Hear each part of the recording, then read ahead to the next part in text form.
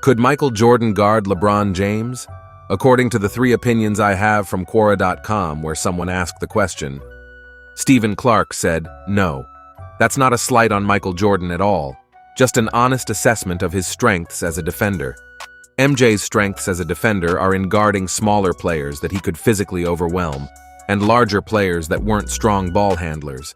His weaknesses as a defender were guarding off-ball players that had constant movement, because he liked to ball watch in hopes of forcing a turnover, leaving him susceptible to being screened and backdoored. Jeff Malone, Dale Ellis, and other movement shooters used to give him fits, because as soon as he turned his head or jumped a passing lane, they were going the other way. His other weakness was larger players that could handle the ball. There's a great clip of him harassing Nick Anderson up the floor and poking the ball away by being aggressive against an average by NBA standards ball handler. There's also multiple clips of him gambling against Magic Johnson and being beat repeatedly and allowing Magic to make plays. LeBron doesn't handle as well as Magic, but he's bigger, stronger, and faster. Phil would have had Scottie, Ho Grant, and Cliff Levingston guard LeBron during the first three-peat, and Scottie, Rodman, and Harp guard him during the second three-peat. I know people have an emotional response to questions like these, but I'm just going off of what I've seen on tape from both players. Jason Cardillo said, absolutely. 1. Jordan is a multi-time first-team All-NBA and has a DPOY to his credit, and arguably one of the 2-3 best perimeter defenders of all time with Pippen and Gary Payton. Jordan has also won 3 steals titles and had not retired 2 times in his prime. He would have been #1 in career steals.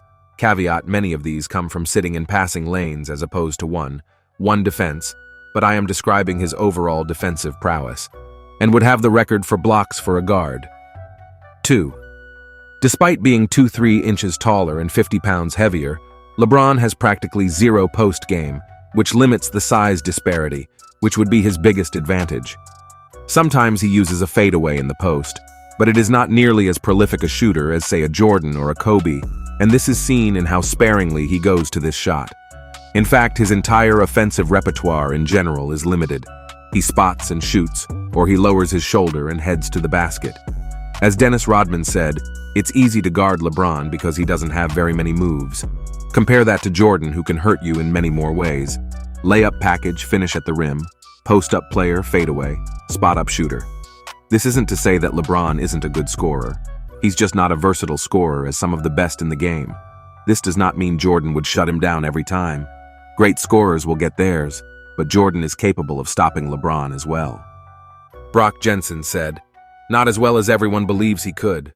Michael Jordan was one of the best defenders the league has ever seen, so of course a prime MJ wouldn't be flat on his face against LeBron. But the stupid GOAT debate just leads people to trashing Bron and MJ to try and lift up whichever of the two they think is better, instead of recognizing and acknowledging how great they actually are. Michael Jordan was a freak athlete, but somehow Bron is an even freakier athlete because of how big he is. He's 3 inches taller than MJ, and in his prime he was 45 pounds. Heavier, but don't you think for a second that made him slow or kept him weighed down because he was still just as quick and could jump nearly as high as MJ could. In a team setting, no one can truly guard LeBron because he has always been a pass-first player, and he knows he'll get his 25, but getting his teammates going allows him to fill any other role needed to win. Given his versatility, that is exactly what he does. LeBron isn't the scorer MJ was. He doesn't try to be because he understands his versatility and thrives on it. I say this in no way to put MJ down, but an example of this is MJ and LeBron in the finals. If you look at MJ's final stats, you'll see he far and away averaged the most PPG on his team, but Scottie Pippen averaged more APG, SPG, BPG, and RPG. This is the reason MJ was allowed to be the notorious scorer we know him to be.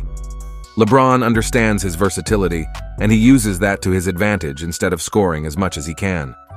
If you look at LeBron's finals stats with both Kyrie or D Wade, you'll notice LeBron didn't only lead in PPG, he was the highest on his team in APG, RPG, SPG, and BPG. This goes back to him playing the role of the complete player he is. Michael Jordan is the better defender and the better scorer, so in a 1v1 I think MJ would have the slight advantage, and I would expect him to defend LeBron about as well as anyone could, especially given the size difference. But simply put, when LeBron drives to the rim, No one besides Shaq could stop him without fouling him.